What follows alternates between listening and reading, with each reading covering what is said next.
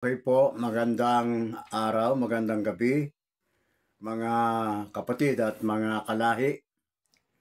Patuloy po ang ating pag-aaral sa lahat ng mga paksang tinuturo ng banal na kasulatan na magbibigay sa atin ng pagkaunawa at upang ating mapagtibay ang ating mga sarili kung ano ang katotohanan na dapat nating sampalatayanan.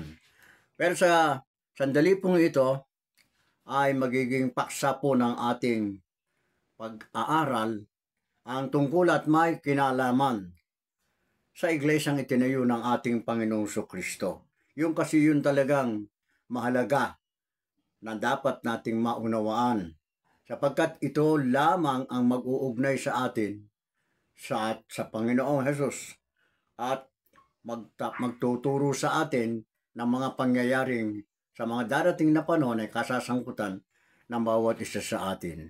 Meron pong pag-aaralan tayo, may kinalaman sa pangyayari na ang Apostol Pablo ay kabilang na po sa mga apostol ng ating Panginoon Kristo. Mayroon pong bagay na kanyang ipinatalastas, kanyang sinabi na magaganap sa iglesia at sa kanyang sarili. Sa mga pamunuan po ng iglesia ng panahong yaon, pinatawag niya yung mga namumuno, yung mga matatanda na kung sabihin po ng mga panahong yaon ay mga obispo ng iglesia ang itinayo ng ating Panginoong Kristo. Magsisimula po tayo sa ganitong pagbasa natin. Gawa, Kapitulo 20, versikulo 17 at 18, pakinggan po natin ang sinasabi ng talata. At mula sa Mileto ay nagpasugo sa Epeso at ipinatawag ang mga matanda sa iglesia. At nang sila'y magsidating sa kanya ay sinabi niya sa kanila, naalalaman ninyo na mula ng unang araw na ako'y tumuntong sa Asya kung paano ang pakikisama ko sa inyo sa buong panahon. Yun po, nagsimula siya sa ganong pangungusap ng makaharap na niya ang mga matanda sa iglesia. Yung po matanda sa iglesia, yun yung mga presbitero at tinatawag na mga obispo ng panahong yaon. At maging hanggang sa panahong ito, ganun pa rin, ala naman pong mga pagbabago. Meron siyang ibig ipatalastas, ipaalam sa mga obispo ng iglesia na kanyang pinabilangan. Ngayon, ano po yung dapat malaman nila? Ano ba yung kinakailangang ipaabot ng Apostol Pablo sa mga matatanda at namumuno sa iglesia ang itinayo na Kristo ng panahong yaon? Patuloy po yung ating pagbasa sa sumusunod pong mga talata, Gawa, Kapitulo 20, versikulo 28 at 30. Pakinggan po ninyo at mayroon nang ipapahayag ang Apostol Pablo. Sabi po ng talata ay ganito, 28, ingatan ninyo ang inyong sarili at ang buong kawan. Nasa kanila'y ginawa kayo ng Espiritu Santo na mga obispo upang pakanin ninyo ang iglesia ng Panginoon na bilhin niya ng kanyang sariling dugo. Ito po yung paunang pangungusap ng Apostol Pablo tungkol sa bagay na nais niyang ipaabot, ipaalam sa mga obispo at mga presbitero ng panahong yaon. Unay, ingatan ninyo ang inyong sarili at ang buong kawan. Alam po natin kung ano yung kawan, yan po ang iglesia mismo na kanilang pinamumunuan. At ang sabi niya, sa kanila'y ginawa kayo ng Espiritu Santo na mga obispo upang pakanin ninyo ang iglesia ng Panginoon. Yun na po, yun yung kawan na tinutukoy ng Apostol Pablo na binili niya ng kanyang sariling dugo. Bakit gayon ang pangungusap ng Apostol Pablo? Narinig po natin yung salitang ingatan ninyo ang buong kawan. Yun po yung bakit, ano ang mangyayari sa kawan at kailangang ingatan ng mga namumunong obispo at presbitero. Sabi po ng sumusunod na talata, aking talastas na pag-alis ko ay magsisipasok sa inyo ang mga ganid na lobo na hindi magpapatawad sa kawan. Yun po pala, ang dahilan kung bakit sinabi ng Apostol Pablo, ingatan ninyo ang kawan. Mayroong magsisipasok sa inyo ang wika, ang mga ganid na lobo na hindi magpapatawad sa kawan o iglesia. Ano yung lobo? Ang alam po natin, ito yung mga tinatawag na mga asong bundok, wolves, lobo. Ang mga mababangis na asong ito ay mga ilap at nabubuhay sa kabundukan na ang tanging kanilang ginagawa ay ang manghuli ng kapwa hayop, kainin ito sapagkat doon lamang sila mabubuhay. Inihalimbawa ng Apostol Pablo ang mga magsisipasok sa loob ng iglesia. Yun po, na ang sabi niya, ang mga ganid na lobo. Ganid, ibig sabihin niyan, mga gutom at laging naghahanap ng kanilang masisila. Pagkat kaya nga ang sabi niya, hindi magpapatawad sa kawan. Pag sinabing hindi patatawarin, ibig sabihin, talagang pipinsalain, maaaring patayin, maaaring ubusin ang kawan na nasa sa mga tao kung ito ay iglesia. Patuloy po, at magsisilitaw sa mga kasamahan din ninyo. Pakinggan po nyo at unawaing mabuti. Kausap niya yung mga obispo, mula sa kasamahan ng mga obispong ito, magsisilitaw din sa kanila ang mga magsisipagsalita, ang mga taong magsasalita ng mga bagay na masasama upang magdala ng mga alagad sa kanilang hulihan. Ito na po yung sinasabi ng Apostol Pablo. May magsisilitaw sa gitna at samahan ng mga matatanda sa iglesia na mga presbitero, kasamahan din ninyo, magsasalita ng mga bagay na masasama. Ito yung mga lobong sinasabi ng Apostol Pablo na hindi magpapatawad sa kawan. Ngayon, ano yung ibig sabihin ng lobo? Kung babasahin po natin ang Mateo Kapitulo 7, versikulo 15, ang tinatawag na lobo ay walang iba kung hindi ang mga bulaang, mga ngaral, bulaang, mga pastor na sinabi nga ng Apostol Pablo, hindi magpapatawad, gagawa ng kapinsalaan sa kawan o sa loob ng iglesia. Bakit nagkaganon? Bakit nagkaroon ng mga ganitong klase ng mga tao? Obispo pa naman, mga presbitero pa naman. Na sa loob ng iglesia magsisilitaw sila. Hindi ang paraan ng kanilang paglitaw. Ang dahilan ng kanilang paglitaw ay upang pangalagaan, ingatan, at pakainin ang mga tupa ng Panginoon sa kanyang kawan. Kundi anong sabi ng talata na ating binasa? Hindi patatawarin ang kawan. Pag sinabing hindi patatawarin, hindi palilibrihin, merong mangyayari, pipinsalain ang kawan na ang mga ito'y mga bulaang mga ngaral. Paano bang nagkaroon? Pagtataka po natin, paano nagkaroon sa loob ng iglesia ng mga ganitong klase ng mga tao na ang sabi ng Apostol Pablo ay magagagawa ng masama sa loob ng iglesia, hindi patatawarin ng kawan. Meron pong pangyayari at siya ang Apostol Pablo na din ang nagpaliwanag kung bakit nagkaroon ng ganitong mga tao sa loob ng iglesia. Babasahin po natin ang dahilan. At ito'y ating mababasa sa aklat ng mga taga-Galasya. Ang kapitulo ay 2 at ang versikulo ay 4. 2:4 ng Galasya. Pakinggan po nyo, mga kapatid, pagkatantanong natin, paano nagkaroon ng mga ganitong klase ng tao sa loob ng tunay na iglesyang itinayo ng ating Panginoong Kristo? Ang sabi ng Apostol Pablo ay ganito, at yaon ay dahil sa mga hindi tunay na kapatid na ipinasok ng lihim, na nagsipasok ng lihim upang tiktikan ang aming kalayaan, taglay namin kay Kristo Jesus upang kami ilagay nila sa pagkaalipin. O yun, narinig po natin kung ano ang naging paliwanag at sagot ng Apostol Pablo. Paano nagkaroon ng mga bulaang mga ngaral sa loob ng iglesia na inihalimbawa niya sa mga mababangis na lobo? Ang sabi ng Apostol Pablo, sila po yung mga hindi tunay na kapatid. Ang sabi, hindi tunay na kapatid na ipinasok ng lihim, na nagsipasok ng lihim upang tiktikan ang kanilang kalayaan at ilagay sila sa hayag na pagkaalipin. Yun po yung pangyayari. Lumilitaw ngayon na talagang hindi maiiwasan Hindi pa nangyayari, sinabi na ng Apostol Pablo, bilang isang hula na mangyayari sa loob ng iglesia. Papasok ng lihim ang mga hindi tunay na kapatid. Ipinasok ng lihim ang mga hindi tunay na mga kapatid. Mula po yan sa mga kaaway. Kaaway ng pananampalataya ng ating Panginoong Kristo. Sino ba yung kaaway ng mga taong mananampalataya ni Kristo? Meron po lamang isang mahigpit, malupit, at masamang kaaway, ang yablong si Satanas. Ipinasok ng lihim, nagsipasok ng lihim upang tiktikan ang kalayaan ng mga kaarib sa iglesyang itinayo ng ating Panginoong Kristo. Anong layunin?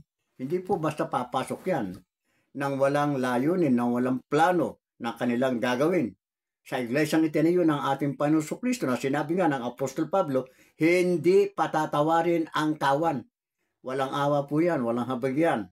Sapagkat talagang nakaplano na kung anong kanilang gagawin. Bago pa sila pumasok sa iglesia, pumasok ng lihim, nakaplano na kung ano ang kanilang gagawin. Anong gagawin? Hindi po nagkulang ang banal na kasulatan at ituturo sa atin kung ano ang gagawin ng mga taong yan. Babasahin po natin yan sa banal na kasulatan, sa Mateo. Ang kapitulo ay 11. At ang bersikulo ay 12, magtataka po kayo.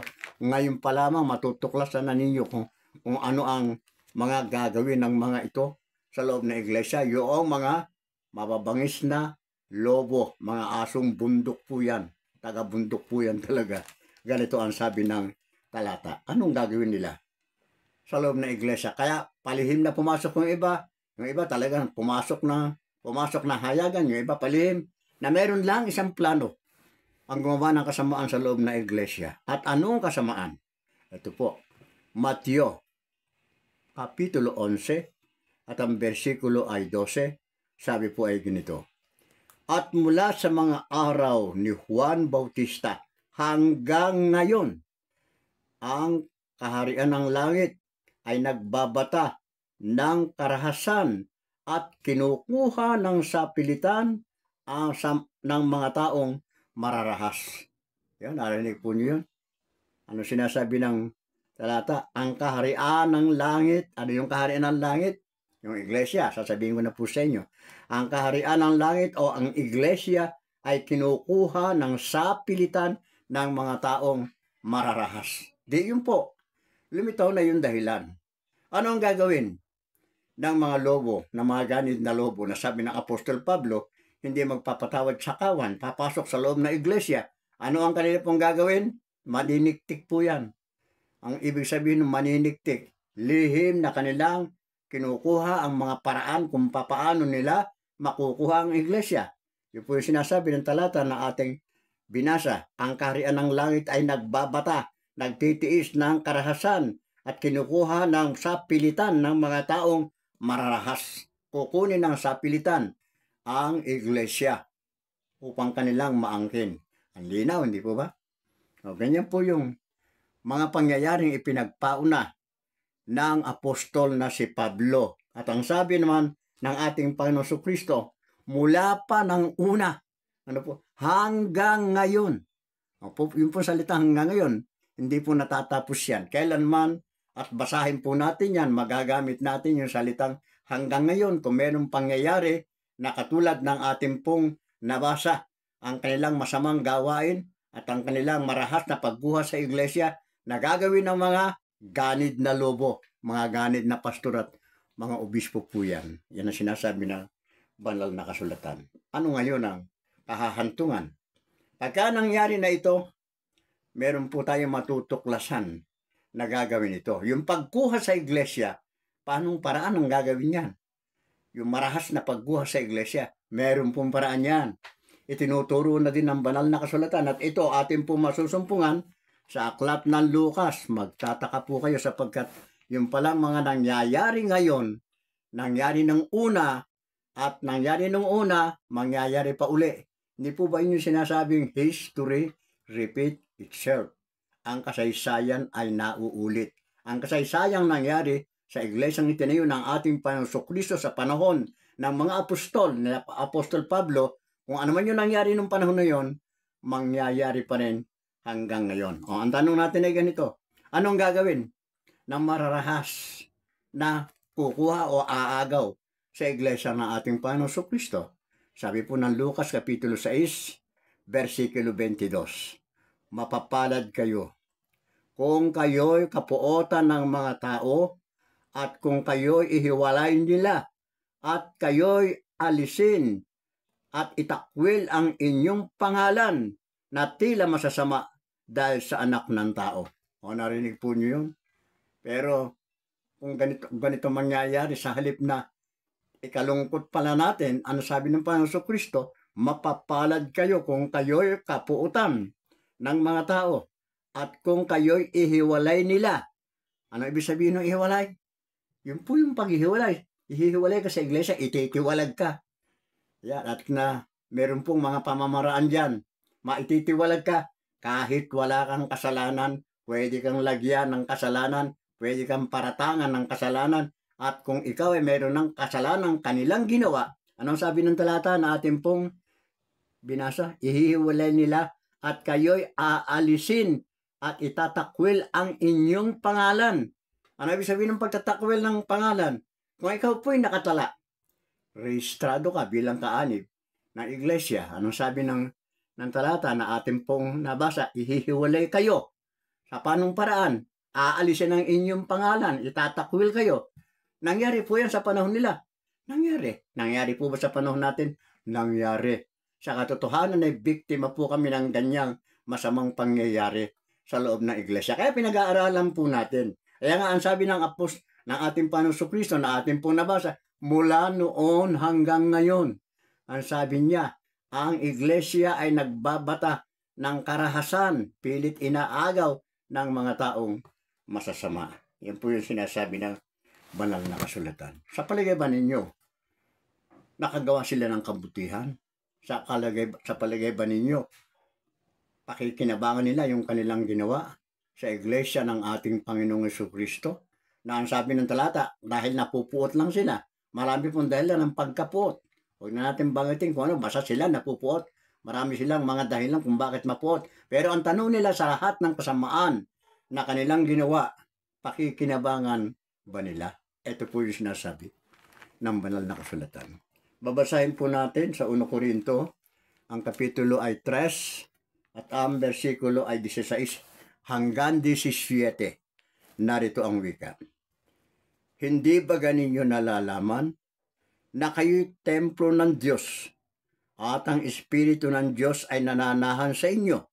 Kung gibain ng sino man ang templo ng Diyos, siya ay igigiba ng Diyos, sapagkat ang templo ng Diyos ay banal, na ang templong ito ay kayo. O meron po ba silang pakikinabangin dyan? Wala. Naminsala lang sila. Katuwaan kasi nila yung makapanira. Katuwaan po nila na kailang magampanan yung sinabi ng banal na kasulatan bilang mga lobong maninila, ganid na lobo na hindi magpapatawad sa kawan. Ayan na po, narinig na natin kung ano ang kailang mga gagawin. Ihiwalay ang mga tao sa loob ng iglesia. Akala nila na angkin nila ang iglesia. Pero sa ginawa nilang paggiba, pagsira sa iglesia, ano sabi ng Apostol Pablo? Kapag giniba ninyo ang templo ng Panginoon, igigiba din kayo ng Diyos. Ito yung malinaw na sinasabi ng banal na kasulatan. Ngayon po, narinig na po natin, naunawaan na ba ninyo kung ano ang mga pangyayari na nagaganap sa loob ng iglesia nung panahong yaon hanggang ngayon? Kaya nga ang sabi ng talatang binasa natin, mula noon hanggang ngayon, ang kaharian ng langit ay nagbabata ng karahasan sapagkat inaagaw ng mga taong masasama. Mga mahal na kapatid at mga kalahi, pinag-aralan po natin ito upang ating maiwasan na tayo makagawa ng malaking kamalian at tayo ay maturingang mga lobong maninila, mga ganid na lobo na ang tanging gawain ay ang mga karahasan ng pag-aalis sa mga tao nga sa iglesia sa pamamagitan ng pagbura ng kanilang pangalan bilang mga kaanib upang maangkin ang mga karapatan na inaangkin ng mga taong kanilang inihiwalay sa iglesia. Hanggang dito po, naunawaan po natin kung ano ang nangyari sa iglesia mula noon hanggang ngayon at huwag na sanang maulit sana upang hindi magkaroon ng kapinsalaan sa kapatirang itinayo ng Panginoong Kristo. Magandang araw po, magandang gabi man, pagpalain po tayo ng Panginoon.